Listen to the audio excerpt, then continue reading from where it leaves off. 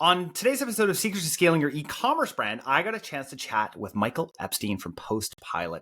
Guys, we had such a good conversation about how to diversify your marketing mix using direct mail, the kinds of results that they've gotten for massive brands. Interestingly, I had a discussion with my mastermind about PostPilot. People were looking for alternatives, and no one's found one yet that works quite as good as they do. We talked all about the integrations that they have, some of the incredible re-engagement sequences that they've seen, and the ROI that they've seen on some of these re-engagement sequences and how to do it. You guys are not going to want to miss this one. Hey guys, Jordan West back with another episode of Secrets to Scaling Your E-commerce Brand. I am very excited for this conversation today. Somebody who I've wanted to ask questions, well, a company I've wanted to ask questions to for a long time with sort of how things are working with what they're up to. Really excited for this conversation today. I have Michael from PostPilot on the podcast. Michael, welcome. Jordan, thanks for having me. Absolutely. Super nice to have you on here. We actually got a chance to meet in person at the SendLane event recently, which was awesome. Got to meet you and Drew, and it was like, oh yeah, you're coming on the pod. This is awesome. I'm really excited to have you on here. So for people who don't know anything about you or anything about PostPilot, tell us just a little bit about who you are and what you do. Sure. So I've been a D2C operator for over 20 years. So is my co-founder, Drew. We've run 8 and 9 figure businesses. We were in private equity, running private equity portfolios of e-commerce brands, and always used direct mail kind of successfully throughout our career. But it was always like the clunky, stereotypical experience of like a bunch of spreadsheets and finding a print house and then trying to figure out ROI and with more spreadsheets. And it was just a pain. And we said to ourselves, like, somebody needs to build Klaviyo for direct mail.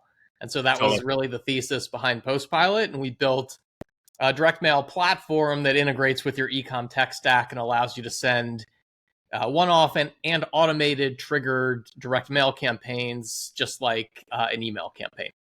Awesome. That's great. Before we dive into it, I want to make sure that all the SendLane people aren't going to turn this off. You guys integrating or integrated with SendLane as well? We do. That was actually an announcement at the SendLane event. We announced our integration with SendLane, and so we're onboarding folks to start doing that as well. That's great. I mean, guys, you knew, years ago. I mean, when Klaviyo first started to come, into the ranks. Oh, sorry, I should say, I this morning I was listening to the All In pod, and David Sachs calls it Klaviyo, like I've always called it Klaviyo. So I'm going to actually go back to the old way of saying it, because if he says it, I'm like, great, I can say it too. So I'm going to go back to calling it Klaviyo. I every time I say Klaviyo, it just doesn't feel right as a Canadian. So anyway, all that being said, let's get into direct mail, because I think this is one of those conversations we just don't have enough of. I don't even understand, what, first of all, how do we even track ROI with direct mail? My very first business I ever owned when I was 23 years old was a Taco Del Mar restaurant. It was a chain that was based out of Seattle, and I owned a franchise, and that was the first thing. And what did I do? I used direct mail. The only way I could track things was using coupon codes. That was it. Like, it was like, we'll send to this area and put this coupon code, and this area and put this coupon code. And then still I had to rely on my staff to go through. And of course I could never actually figure out what the ROI was. How is this different, Michael? Sure. We actually make it really easy because we're natively integrated with Shopify, and we know who receives a card, and we know if that person goes on to make a subsequent purchase on your website, and we can show you that in a real-time dashboard to say, this person at this address got a card on this date, 7 days later, they purchased on your site, and we'll show you that conversion data as well as coupon attribution data and other ROI performance. But that's the simplest way to do it. And it's actually very clean that way. Yeah, totally. So we're kind of digging into Q4, right? As we are recording this episode, it's probably going to come out right around the beginning of Q4 here. What I'm really interested in is is this an actual channel? First of all, number one, is this a scalable channel beyond just sending out abandoned checkout type communication? Is there a use case beyond this to actually acquire customers? Because as we go along, we're realizing, as brands, I own multiple brands myself as well. We're realizing that no matter how good you are as a marketer, and I've been fairly good over the years, I think, but CAC just keeps climbing and climbing and climbing in these digital channels, and it's not going to stop. It's not like suddenly. I mean, maybe if we have a massive recession, maybe CAC will go down a bit, but then people don't have money to spend and yada yada yada. Anyway, Is this a scalable channel on the acquisition side, or is this really just more of a bottom of funnel play? Yeah, that's a great question. And we are a full funnel solution. So I'll talk about some of the types of campaigns that brands run that can scale really big. And also to your point about cost, that was also kind of a general thesis around why we wanted to get into the channel, because we know that digital is only going to get more and more competitive over time, which drives up costs and decreases engagement, whereas direct mail, the cost stays fixed even during the Black Friday period, where everybody, normally your CPMs like go through the roof and everybody's competing. Like it literally takes an act of Congress to change the postal rate. So it stays fixed no matter who you're targeting or Same in what time Canada. of year. Yeah. What was that? I said same in Canada. Yes, An act of exactly. whatever I don't know who does that, but at one point it was Deepak Chopra that was in charge of it.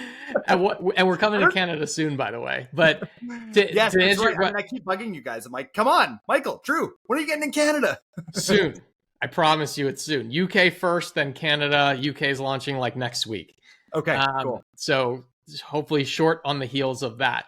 But to answer your question about scalable channels, yeah, absolutely. So one, we're a full funnel solution. So not just on the retention side. The retention, there's low hanging fruit there. There's really easy incremental wins on the retention side. We always encourage brands to start lower in the funnel, especially if they're newer to the channel and want to kind of test and get comfortable with it. Yeah. There's tons of easy wins there. Think win back campaigns.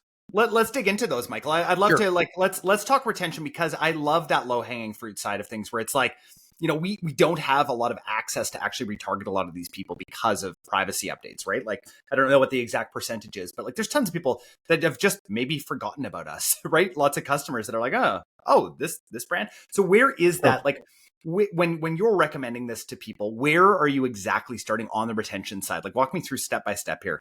Yeah, absolutely. So we'll look at your intra-purchase latency data, for example, which says, how long do people tend to wait between purchases? If someone makes a second purchase from you, how long do they typically wait? And often you'll see something like 85% of people who make a second purchase do so within the first 90 days. Meaning if that person, if you get a second purchase, if you don't get that within the first 90 days, you only have a 15% chance of ever seeing that person again. So we'll set like triggers or tests at sort of that 90-day mark and say, we want to test how do customers who haven't been back in the last 90 to 120 days perform? And then we'll create multiple cohorts and test into each one of those individually so we can see really precise performance data around all different types of customer cohorts.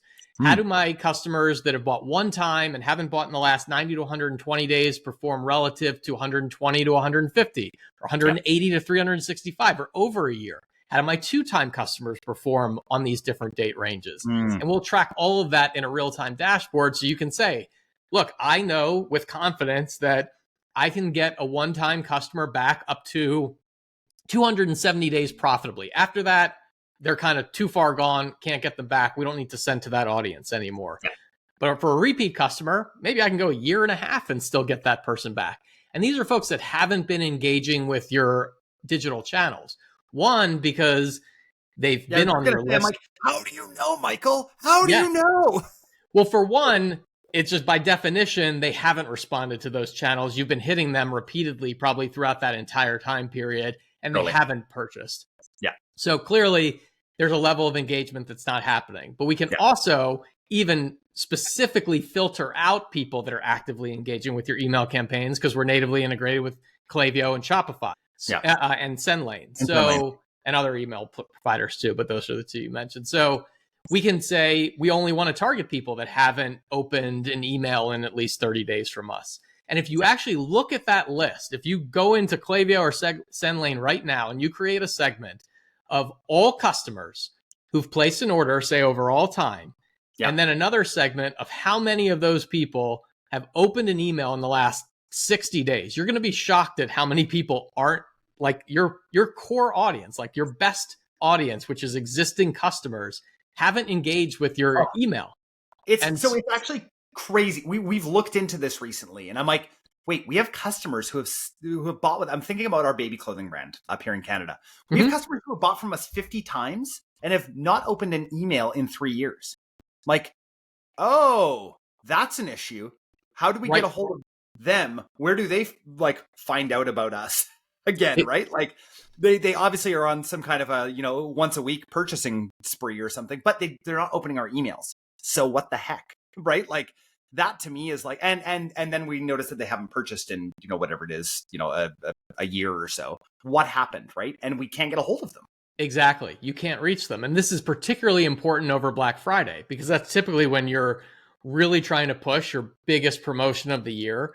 And Totally. the reality is you're not getting that message in front of a large percentage of your best audience because they're just not engaging with those digital channels.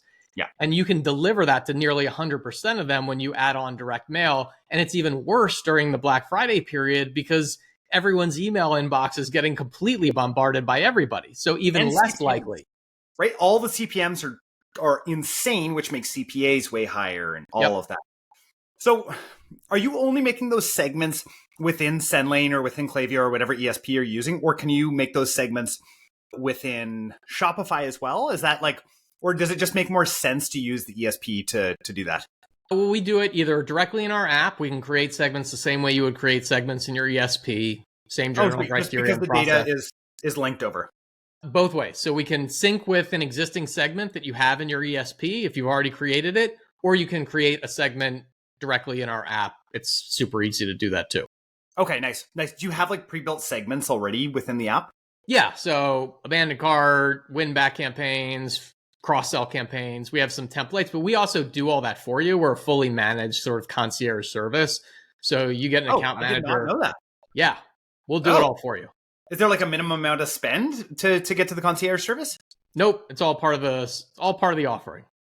Wow, that's awesome. I just want to let everyone know PostPilot is not yet sponsoring the podcast. This is just a conversation. I just really wanted to have them on because I'm like, man, what? And it's actually interesting. So within the mastermind that I run, people were asking, hey, are there any PostPilot alternatives? And everyone's like, no. We've tried everyone else and they suck. So I think that's a real testament to you guys. And guys, like you guys who are listening to this, that like legit, I just want to bring really good products. Doing an interesting thought experiment, or I've been doing an interesting thought experiment recently.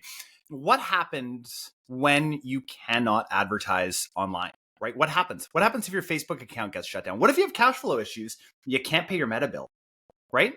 What do you do, right? Where do you go? There's so many other ways to acquire customers that are not just on Meta, right? And this is a beautiful way to be able to test. Is there like some kind of minimum budget to start testing, or what do you recommend, Michael? No, you can send as little as one card, but you want to test with enough to get statistical significance. And if it's on the retention side, you typically want at least like 1,000 people in any one of those cohorts that I described. Yeah. Once you start moving into acquisition campaigns like cold prospecting, we can do that too. And we can talk a little bit about some of that criteria to diversify away from like Meta and like you were mentioning. But to answer your question, you typically want to have a little bit of a bigger size send to cold acquisition, again, for statistical significance purposes. And because we would test different variations of that campaign. We test different creative and we test different audiences. Think about cold acquisition the same way you think about acquisition on Facebook. We can build lookalike audiences. We can test different creative. But you're not going to test Facebook and go, I'm going to test with one creative on one audience. And if it doesn't work after $500, I guess Meta just doesn't work. Yeah, Meta doesn't work for my business. Yeah. Exactly. So you do need to have, you do need to understand that you want to test a couple different variations. And that's what we do for you when we launch acquisition campaigns as well. Okay. That's great. I want to get back to retention just for 1 second. I just want to kind of put a bit of a bow on there. Are there certain kinds of offers on the retention side that seem to do better than others? Are these similar offers to ones that work on the Meta side? Are there like some tried and true ways to re-engage some of these customers that have maybe fallen off and have not repurchased that and you would recommend? Sure. Typically, you should follow sort of the discount cadence that you're offering with some of your other channels. So again, because this is you're typically using direct mail after you've already tried to hit them via email, and that hasn't worked. So you want to use an offer that's sort of equivalent to the more aggressive offer that you're trying in email because they didn't bite on it through that one channel. You want to sort of offer that up, and you're talking to customers that are at increasingly high likelihood of permanent defection, meaning you're never going to see them again. So it's worth it to incentivize them a little bit more aggressively to actually pull the trigger before you risk losing them for good.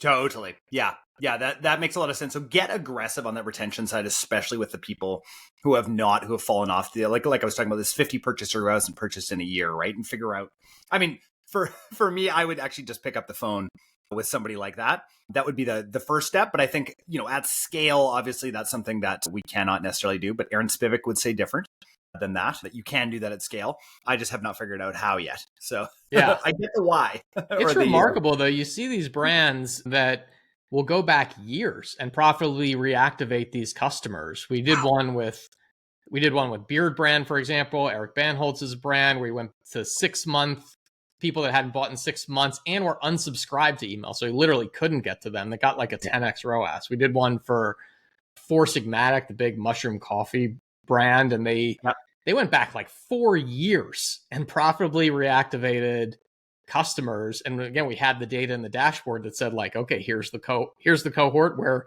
you were still getting, a 2x. And then beyond that, it went to 1.5. And so we're going to stop it sort of at a certain point. But it's really interesting. Yeah. Let's get into acquisition. And this is very compelling, Michael, just so you know, like I'm listening to this being like, man, we got to implement this at Upgrowth at the agency and our brands. Like this just seems like an absolute no brainer. Let's get into acquisition though. Sure. I'm really interested to hear sort of how that you can actually profitably acquire customers using something like this. Because I mean, when I think of, I'm always thinking in CPMs, right? Like obviously the CPMs of direct mail are ridiculously higher than CPMs of digital. Why does it work? Yeah, so there's 2 steps to acquisition, or sort of 2 stages to acquisition. We have sort of warm acquisition, which is like remarketing essentially. So think an email subscriber who opted into your list, went through your welcome sequence, and still never purchased by the end of your welcome sequence. We can find a postal address for that person and retarget them with a postcard and try and get them off the fence. Similarly, on website visitors, we can identify people that are browsing your website anonymously, have not made a purchase or opted into your email list. Again, set a timer to say like, look, if we don't see this person come back and purchase in the next 5 days or 7 days, we want to retarget that person with a postcard, find a postal address for them and retarget them. So we typically think in terms of Michael. I just FYI, I think the previous guest or the guest before you was Adam Robinson. And I was just like, I know Adam well. Sounds like some Adam Robinson shit here that you're doing. So it's very Adam Robinson shit. If retention is the Klaviyo of direct mail, retargeting is like the retention.com of direct mail, and cold acquisition is like the Facebook of direct mail. So yes, very, very similar to sort of what retention.com is doing via email, but identifying postal addresses for those folks and sending them out an actual physical postcard. This, just so everyone knows, I want to stop right here. This is the most compelling thing that I can think of. This right in this part of the funnel, I'm sure you're going to tell me that acquisition is even more compelling, but this re-engaging these people that might, I mean, think about like with iOS 17 and all of the things that we've gone through and like how little we really know how we can actually get in front of people these days. This is an interesting answer to that. Yeah, I think you hit it on the head. It is a great way to get your message in the hands of those warmer prospects who have raised their hand and said, I'm interested, I'm on the fence, I need something that sort of gets me off the fence. And I agree, it's a very compelling way, especially to ease your way into acquisition, because as you pointed out earlier, like it's not a guarantee for everybody. Like it's not a fit for every brand, and it's not as easy as some of the lower and middle funnel stuff.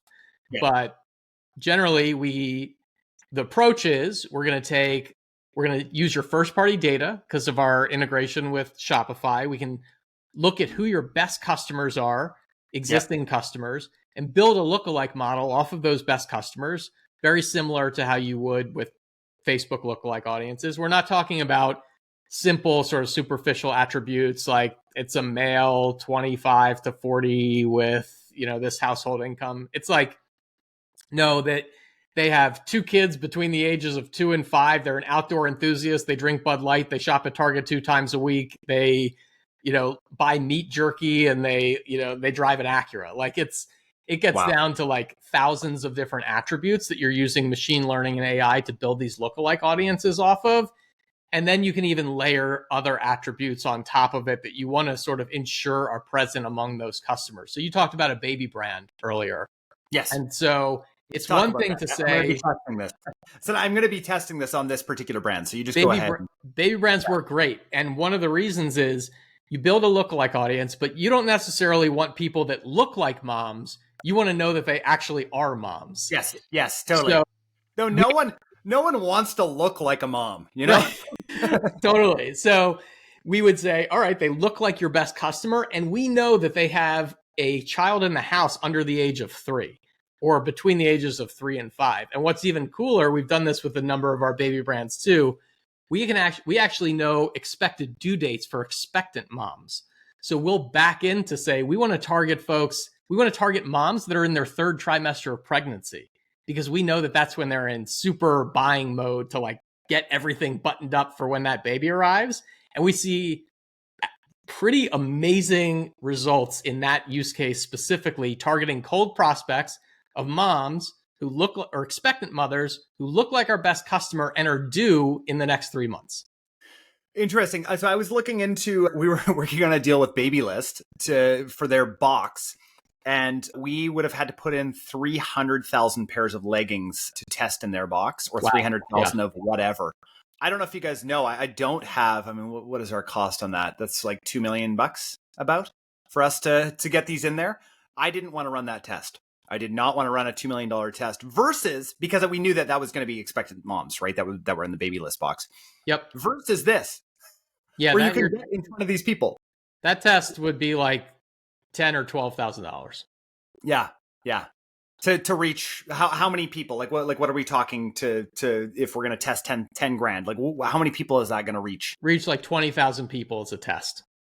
Wow. And I think that's a pretty significant amount of people to test something like this out. Is that right, Michael?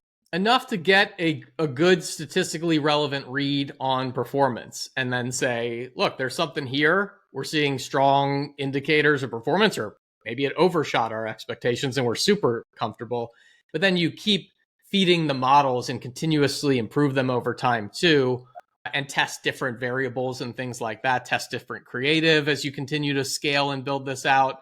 But, as a starting point, you can test into that type of cold audience, at a relatively modest level of investment. Wow. That is phenomenal. I think anybody listening to this would be like, oh, a $10,000 test. Awesome. I'll do that all day long to try to get a different acquisition channel. Michael, any case studies at all that you can think of brands that have really started to change the amount that they're spending, on Meta comparatively and moving that over to direct mail? Yeah, I'm like a Rolodex of case studies at this point. I think we work with so many brands, and I love it. We got like a good example would be Dr. Squatch, like the big men's soap brand. Like they've really unlocked the channel and made it a material part of their overall marketing mix because they're seeing incremental returns out of the campaigns that they run. And again, they started with tests. They're super sharp over there. Some of the most sophisticated marketers that I know. And so they're like slicing and dicing this data and every which way you can. And they're seeing like consistently incremental returns, targeting these audiences that are both subscribed to email and subscribed to SMS and have not responded or engaged within a certain amount of time. They're able to profitably drive incremental reactivation among those audiences. So again, they started with retention. They started with a test. They started automating those campaigns. So now they saw the results and they now set it as an evergreen campaign. And then they start moving up into more of the acquisition type campaigns. Awesome. I love that and love hearing a big brand like that doing that. Guys, to me, it's kind of a no-brainer. Again, they're not a sponsor here, but it's kind of a no-brainer to at least test PostPilot out here in your Q4 plans. I know that we're going to be at each one of our brands. I'm going to be pushing our clients and the people that I consult with, the brands that I consult with as well, to move this into their mix, because we're seeing a lot of unprofitable customer acquisition costs out there right now, right? It's a difficult time, and it's again, like I said, I don't want to be a naysayer, but it's only going to get harder, right? And the more that we can do to look into other channels so that we're not dependent on this one channel when you get shut down, because you will. I've had my ad accounts shut down. I don't even know how many times, and we sell baby stuff, in this particular case, right? Like, we're not doing anything sketchy, but you will get shut down at some point for multiple days, and it just happens, right? And knowing that you've got other acquisition channels and other re-engagement channels is phenomenal. Michael, I got to ask you the question I ask everyone who comes on this podcast. What is your secret to scaling? Secret to scaling? It really goes back to us being the customer for so long. Like, we understand the D2C and the D2C operator and digital marketer so well because we have lived and breathed this for 20 plus years. And we built the product. We really build the product that we know that customer wants with a deep understanding of sort of our ICP and who that customer is. We build everything about our roadmap, everything about our marketing, everything about what we do is rooted in a deep understanding of the customer. And I think that's genuinely what's allowed us to be so successful and scale so quickly. Absolutely. I mean, it's similar on the agency side, right? It's like when people are like, well, why would I work with Upgrowth? Like, that's our agency instead of somebody else. I'm like, because we own and manage 5 other brands. That's what we do. So everything that we do is based on intimate knowledge of what is happening in the marketplace and testing and all of these things. And this is why, like, somebody like Michael, this is why they're successful, because they actually understand rather than coming at it from just a service provider standpoint. And sorry, I don't mean just a service. I know about 40% of you are agency owners who are listening to this. You're not just a service provider, but having that unique look into things and that empathy, the ability to actually understand your customer is phenomenal. I mean, similar for like our baby brand, right? Like, my wife is still the CEO over there who actually still understands what moms want, right? Really? Makes a lot of sense. Michael, I got 3 more questions for you. I hope that you're ready. Go for it. All right. First question, favorite tool or app that you're using besides PostPilot? Favorite tool or app besides PostPilot? Actually, we've been getting more into HubSpot. I know that's not a D2C app for the folks listening, but yeah, it's actually, we've been taking a lot of like the D2C marketing principles around triggers and rules and all the segmentation and everything and starting to build it out in HubSpot. So I've been like deep in the weeds. So it's the first thing that comes to mind right now. And we're building some pretty cool stuff in there to help our customers. Sweet. Huge HubSpot fan. We actually use it at all of our D2C brands too for our wholesale programs. Cause it's just like, their free program is good enough to at least let you track. Big HubSpot fan, guys. Absolutely. And for agency people out there, if you're not using a CRM, I don't know how you have a company. So, I mean, maybe your CRM is like a piece of paper, but whatever it is, you can upgrade. Second question for you. Favorite podcast or audiobook that you're listening to right now? Podcast or audiobook? Let's see. Oh man, there are so many. I like the Prof G podcast a lot. Scott Galloway is a NYU talks a lot about marketing and life, which is interesting. I'm reading the Elon Musk biography right now. Oh, yeah. Walter Isaacson wrote it, who wrote the Jobs biography. And it is good. That dude is intense on a level that I can't even fathom, but very interesting. So, yeah. Yeah, I highly recommend. I've listened to a couple of the interviews that he did, or the interview that he did with Lex Friedman on his podcast, Walter Isaacson, talking about Musk. It is definitely worth a couple hours to listen to that interview. It's really interesting to get Walter Isaacson's view on what that actually looked like embedding himself, because he's a psycho. Sorry, Musk is too, but so is Walter Isaacson. I mean, it's just like he embeds himself with these people. It's crazy. Oh yeah, I mean the book's 700 pages. I mean they go deep. That's awesome. Last question for you, Michael. You just found out you have a year to live. What changes? Oh gosh, that's a tough one. I think I've been thinking about this more recently, actually, because my oldest daughter is 13 and in 8th grade, and she is going to be going into high school next year. So this year has hit me differently than any other time, I think, in my life, where it really is starting to hit me that like time is going by quickly. And so I really, I work a lot, and I really am trying to be more and more conscious of ensuring that the time that I spend with my family is quality time, and also just investing in that quality time with the family, because it doesn't matter how much money I make if the whole point of making it is to do things and experiences with them. And as they get older and older, it's going to be harder and harder to do that. So I'm recognizing that a lot right now, and just want to continue to lean into that. Yeah. Yeah. Don't even talk to me about that, man. My oldest turned 10 this year, and I'm like, no.